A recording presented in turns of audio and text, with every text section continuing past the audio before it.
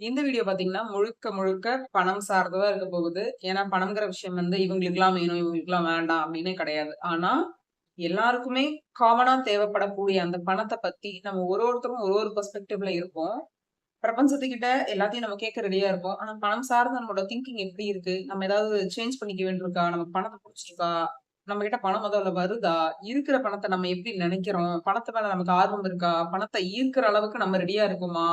அப்டின்னுட்டு நெறைய விஷயங்கள் இருக்கு. அது எல்லாத்தையுமே நம்ம வந்து இந்த வீடியோல பார்க்கலாம். பணத்த பிடிக்கல, பணத்த வெறுக்கிற யாராவது இந்த வீடியோ பார்த்தீங்கன்னா கூட, உங்களுக்கே பணத்து மேல ஒரு காதல் கண்டிப்பா வரும். என்னன்னு இப்ப வீடியோக்குள்ள போய் பார்க்கலாம். இப்போ பணம் அப்படின்னு நான் சொன்னா, உங்களுக்கு என்னெல்லாம் தோணுது?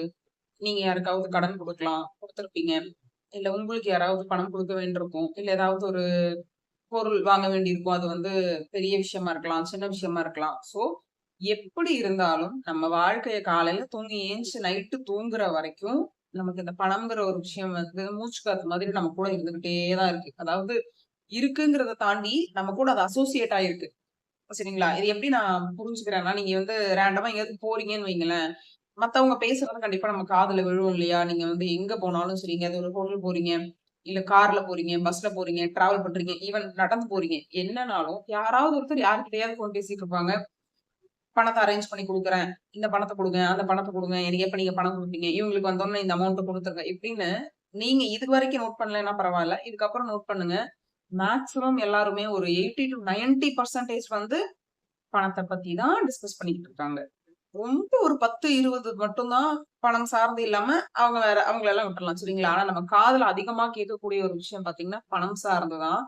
நம்ம அவ்ளோ பேரும் பேசிக்கிட்டு இருக்கோம். இன்னைக்கு பணம் அப்படிங்கிற ஒரு விஷயம் வந்து நம்ம லைஃப்ல கண்டிப்பா வேணும். உங்களுக்கு புடிச்சாலும் சரி, புடிக்கலனாலும் சரி, கண்டிப்பா வேணும். இப்போ உங்களுக்கு யாராவது பணம் குடுக்கணும் குடுக்க வேண்டியவங்க இருக்காங்க அப்டின்னா, "எனக்கு பணத்த புடிக்காது. நீங்களே வச்சுக்கோங்க. எனக்கு வேண்டாம்." அப்டின்னு நம்ம சொல்ல போறதில்ல. ரொம்ப பேசிக்கா நீங்க திங்க் பண்ணி பாருங்க. பணத்த ஏன் நமக்கு பிடிக்கல? இல்ல பணத்து மேல ஏன் வந்துட்டு பெருசா நம்ம ஆர்வம் காட்டுறது இல்ல அப்டின்னா, நம்ம கிட்ட எந்த ஒரு விஷயம் இல்லையோ, யாருகிட்ட அந்த விஷயம் இருக்கோ, நம்ம உடனே என்ன பண்ணிருவோம், நம்மகிட்ட இல்லங்கிறனால நம்ம ஒரு விக்டிம் மாதிரியும், நம்ம பாவம் அப்டிங்கிற மாதிரியும், யார்கிட்ட அந்த பணம் இருக்கோ, அவங்கள வந்து ஒரு நெகட்டிவான ஒரு மனுஷனா, நெகட்டிவான ஒரு ஆட்களா நம்ம கிரியேட் பண்ணா மட்டும் தான், நம்மளோட ஈகோ நமக்கு சாட்டிஸ்ஃபை ஆகும்.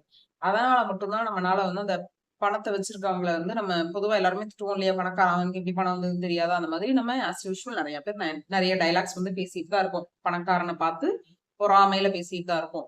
அது தப்பா அப்படின்னு கேட்டா, கண்டிப்பா தப்பு தான். அதோட அவேர்னஸ் நம்ம புரிஞ்சுக்கணும். பணம்ங்கிறது என்னன்னா, நம்ம வெறுமனே நமக்கு செலவு பண்றதுக்கு, நம்ம யூஸ் பண்ணிக்கிறதுக்கான ஒரு விஷயமா பார்க்காம, நீங்க யோசிச்சு பாருங்க. இதுவரைக்கும் உங்க வாழ்க்கையில இப்ப நான் சொல்றது வந்துட்டு, எப்பல்லாம் உங்களுக்கு பணம் சார்ந்த ஒரு நெருக்கடியான சிச்சுவேஷன் வருது, இல்ல எப்ப வந்து பணத்த நினைக்கும் பொழுது உங்களுக்கு பயமா இருக்கு, என்ன வகையான நெகட்டிவான விஷயங்கள் உங்க லைஃப்ல பணம் சார்ந்து இருந்தாலும், நீங்க அந்த டைம்ல மறக்காம அவேர்னஸோட நினைச்சு பார்க்க வேண்டிய ஒரே விஷயம், எவ்ளோ சிச்சுவேஷன்ஸ்ல அந்த பணம் வந்து உங்க லைஃப்ல வந்து காப்பாத்தியிருக்கும். உங்க லைஃப மாத்தியிருக்கும். ஏதாவது ஹாஸ்பிட்டல் நீங்க போயிருப்பீங்க.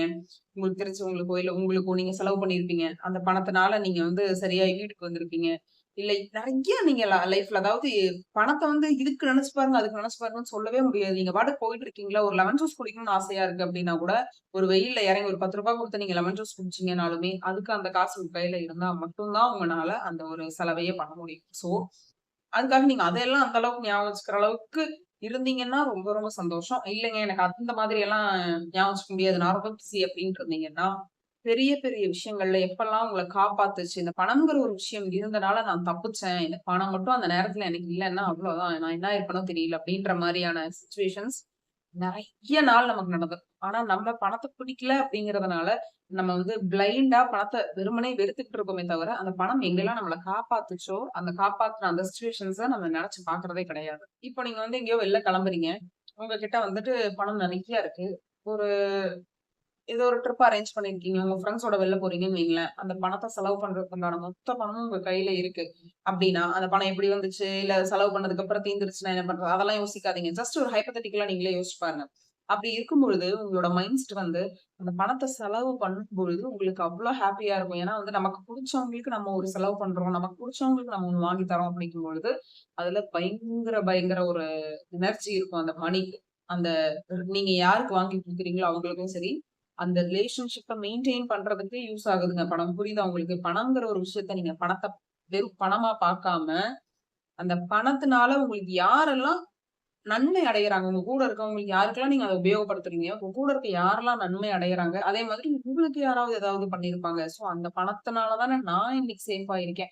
அந்த பணம் தானே என்ன காப்பாத்துச்சு. அந்த பணம் தானே என்ன பாசிட்டிவா மாத்திருக்கு அப்படின்னுட்டு, நீங்க திரும்ப திரும்ப திரும்ப அந்த பணத்து மேல ஒரு அட்ராக்ஷன் வரணும் உங்களுக்கு. இப்ப யாரையாவது நமக்கு இப்ப லவ் எப்படி வரும்? யாரையாவது பார்த்து அவங்க மேல ஒரு ஈர்ப்பு இருந்தா மட்டும் தானே லவ் வரும். இப்படி பிளைண்டா யோசிங்க. ஒருத்தர் இருக்கிறாரு, ஒரு மனுஷர் இருக்கிறாரு. அந்த ஹியூமன நீங்க லவ் பண்றீங்க. நீங்க லவ் பண்றேங்கிறத அவங்கள்ட்ட சொல்லணும். அந்த லவ்வ நீங்க காட்டணும். அது அவங்களுக்கு புடிச்சிருக்குன்னு அவங்க அக்செப்ட் பண்ணுவாங்க. நீங்க அந்த அன்ப அதிகமா காட்ட காட்ட தான் அவங்க ரிட்டர்ன் அன்பு உங்களுக்கு காட்டுவாங்க.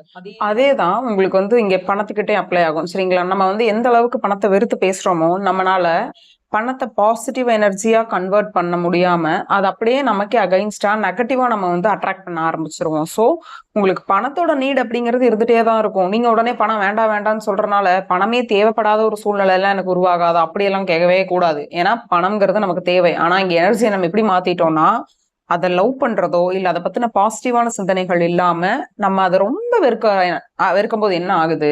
பணத்துக்கு நம்ம கிட்ட வர்றதுக்கான அந்த ஒரு பிளாக்கேஜஸ் ஜாஸ்தி இருக்கு. உங்கள சுத்தி ஒரு 10 அடிக்கு செவுரு கட்டின மாரி இருக்கு. அத நீங்க தான் உடைக்கணும். நீங்க உடைச்சா மட்டும் தான் இப்ப அதுக்காக பணம் உங்கள வெறுத்துருச்சான்னு கேட்டா அப்படி கிடையாது. பணத்துக்கு வந்து இவங்க புடிச்சிருக்கு, புடிக்கலங்கிற மாதிரியான அண்டர்ஸ்டாண்டிங்க்கு போகக்கூடாது. யாரெல்லாம் விரும்புறாங்களோ அவங்க கிட்ட போகும் அவ்வளவுதான்.